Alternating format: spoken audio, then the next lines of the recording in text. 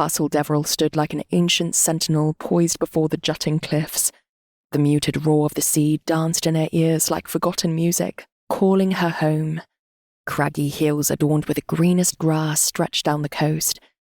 She'd seen a wild, unkempt garden on the east side of the castle. To the north, a dark, dense forest beckoned her imagination, and paintbrush, with its haunting shadows streamed with mist. Now, the castle captured her attention. Already she was in love with the ancient fortress. As the sun dropped lower in the sky, the rosy light highlighted the wind-worn curves of ancient slate-grey stone. Sighing at its romantic beauty, she set up the canvas under the spreading limbs of a great oak tree at the summit of the hill, and mixed her paints. As she painted, Lydia pondered her guardian. Perhaps the villagers' fear of him was understandable, for he did indeed resemble a character in a Gothic novel. Tall, enigmatic, and captivating, the Earl of Deverell was the stuff of dark dreams.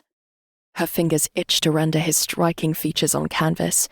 She frowned, mixing colours on her palette. Those stormy eyes and moonstruck hair were meant to be immortalized. A small sigh escaped her at the thought of tracing the shape of his lips. "Good evening, Lydia," Deverell called as he crested the hill. "How is the painting?" A shiver ran down her body. He said her first name only when they were alone, as if they shared an intimate secret. Lydia set down her palette and brush and pulled the folds of her cloak tighter.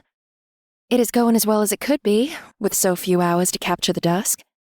What is your Christian name?" she blurted as she removed the canvas from the easel. "I've known you for a week, and I feel I'm at a disadvantage." "It is Vincent," he replied in an odd tone. "I didn't realize you were unaware." Vincent. She tasted the word. Now she knew what name to invoke in her dreams. "That's quite a name for a devil. Do you truly steal milk from cows at night and change into a sea monster during the full moon, devouring hapless fishermen along the way?" Deverell stiffened, and his eyes turned glacial. "Emma has been carrying tales, I see." Rage deepened his voice to a feral growl.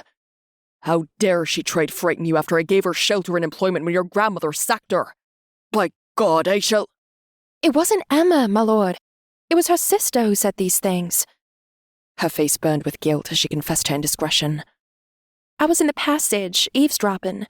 Emma then assured her sister that you are not a monster."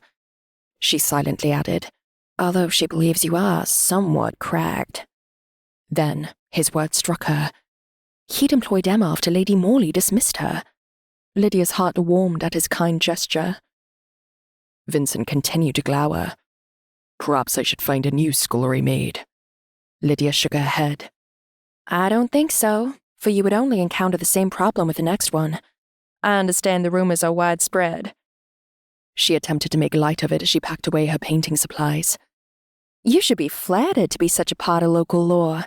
Perhaps one day the Devil Earl will be as popular as Jack and the Beanstalk." "I don't believe I've heard that one before."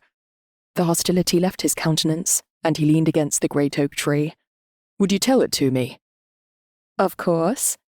Relief washed over her. She had not caused Emma or Beth to lose their employment. Taking a deep breath, she recited the tale.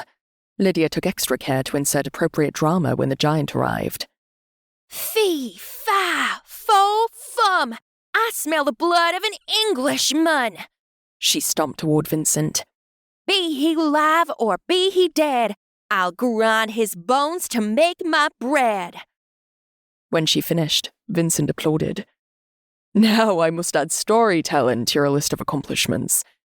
We should return to the castle and meet the dressmakers." "Not yet, my lord." Lydia stopped him, unwilling to relinquish the evening's beauty and his company. "Now, you must tell me a story." He sighed and nodded. "Very well." Vincent stepped away from the tree and began. "A young girl was told to bring a basket of food and herbs to her grandmother, who was ill." Lydia had heard this tale, yet the way Vincent told it with his melodious voice and sinister narrative had her listening with anticipation. She watched entranced as he adopted the persona of the wolf, stalking around the tree like a sleek predator.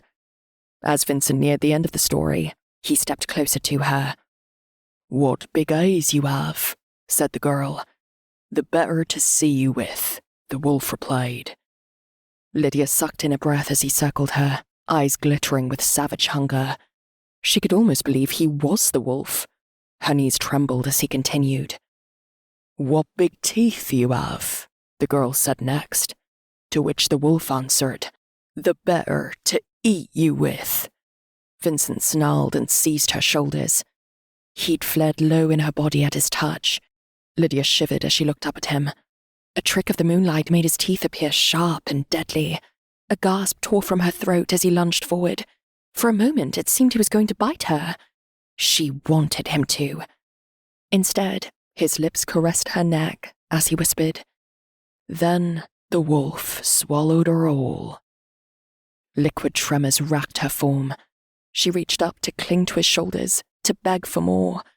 Vincent stepped back, leaving her to grasp at the air. Shielding her embarrassment at her reaction, she managed a small giggle. He'd only been telling a story, after all. In the version my mother told me, the girl got away. Yes, that would be best. His voice sounded rough. She should get away.